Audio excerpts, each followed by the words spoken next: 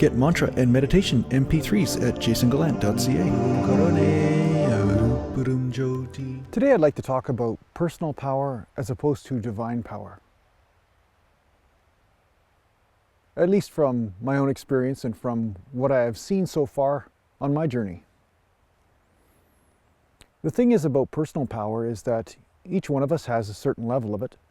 We see people in different aspects of our life that have mastery or power to do certain things, maybe more power than we have, or we may have more talent or gift or power or willpower to do things that others can't.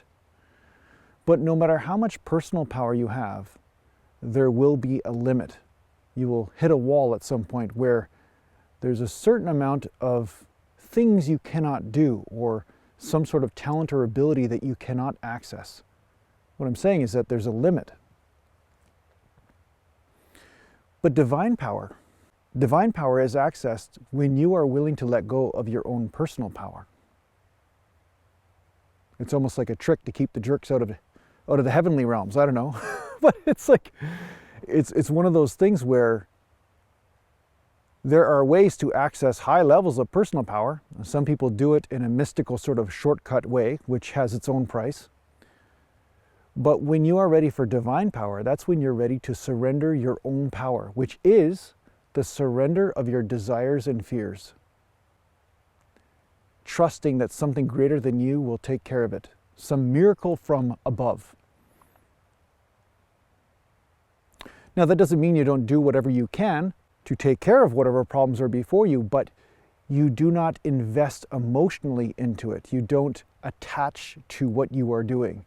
You trust that whatever it is that's happening is happening because the divine itself has given you the power to do so, but it's not your own power. You see? It's the path of detached power. The path of something other than you or what you identify with. The devotion to that. That is what creates miracles.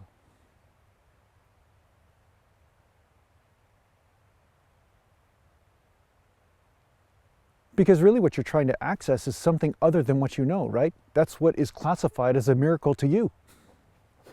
So wouldn't it make sense to let go of you and all the limitations that you've imposed or filtered onto this moment in order to access something other than what you know to be true?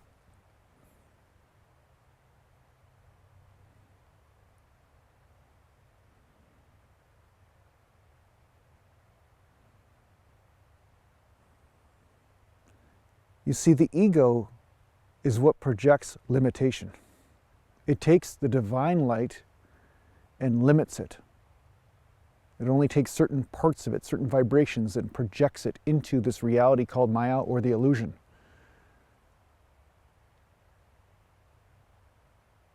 But the access of divine power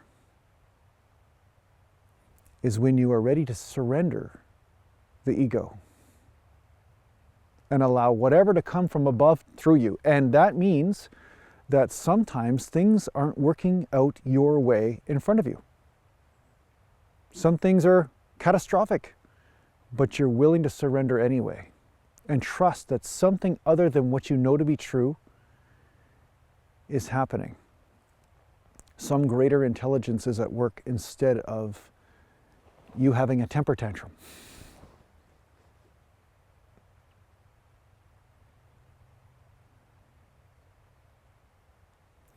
In order for you to be unconditionally loved, you have to unconditionally love.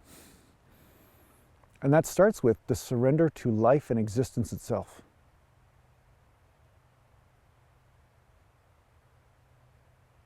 As you practice this path, you'll experience some miraculous coincidences, some things that are beyond your understanding.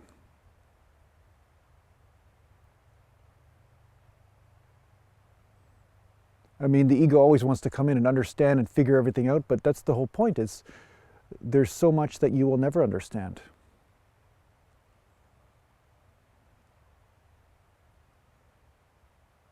The mind is a filtration device, and the mind is where the understanding happens. But when the mind is out of the way, there is just a supreme flow of divine power.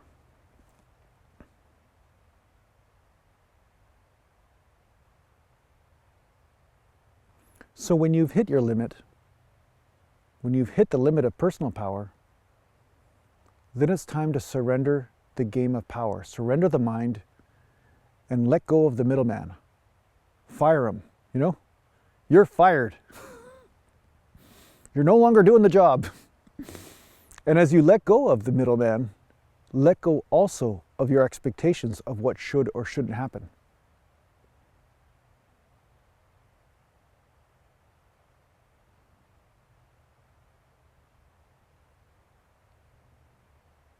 This enables the flow within you. This enables what you are looking for, really, the experience of that.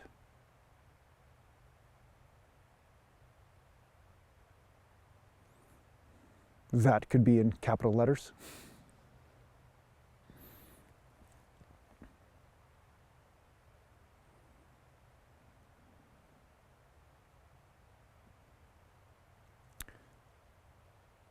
So this is not instantaneous either, because there are many levels, subconscious and conscious,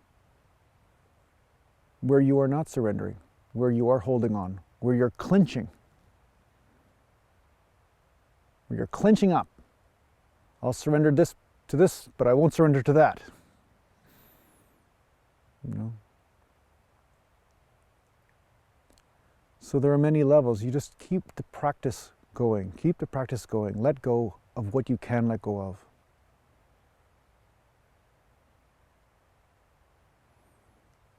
And more flow will come to you.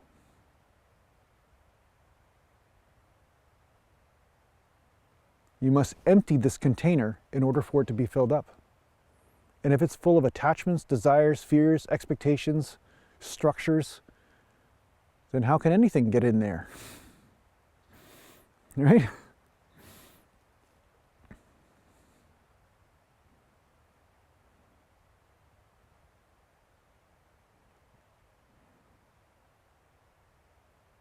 And notice all of your expectations and desires coming up right now as I'm speaking this.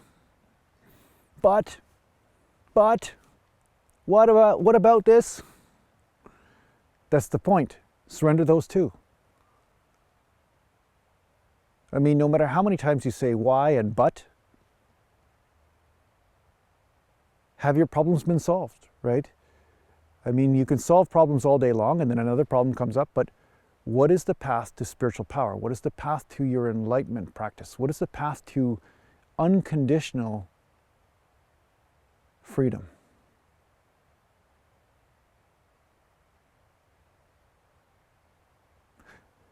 And unconditional freedom isn't experienced through problem solving, although that is the path of the ego and it's fine to do that. But it's not where you're going to find your freedom. That starts in here. Not that, did I put new tires on my truck or did I patch up a hole in the tire of my bicycle or something? Those are things that just happen. But don't forget who you are as these events just flow through your life. They come and go. Remember, this is just a grand happening that has nothing to do with you.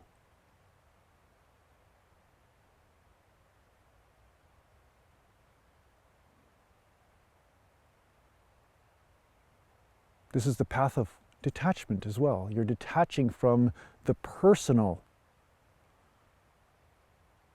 so that you can fall into the infinite. So from personal power to divine power. So from personal to divine. From personality to your divine power itself. So you fall into it, you become it. It's not something to obtain like Gollum in Lord of the Rings, like my precious, right? But that's the way the ego distorts everything. The ego is all about, I'm going to get this and I want that so that way I can overcome that. And that's always there. The ego is always going to play that game. But when you realize the limitation of it, you at least take a break from it and fall into and reset back into who you are. And then if you feel guided to play that game again, you're playing it, but you're playing it in a detached sort of way. You're not playing it from being an absolute golem, right? He didn't look so good at the end, you know? I don't know if anybody wants to look like Golem. But ironically, if you're in the space, you'll be able to detach from that too. So no worries. If there's a few golems watching this, don't worry. I'm not insulting you. Just let go of your attachment to looking good too. It's fine.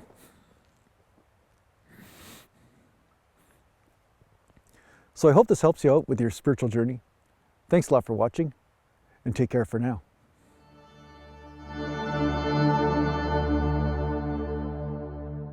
Are you interested in working with a spiritual teacher in a formal setting?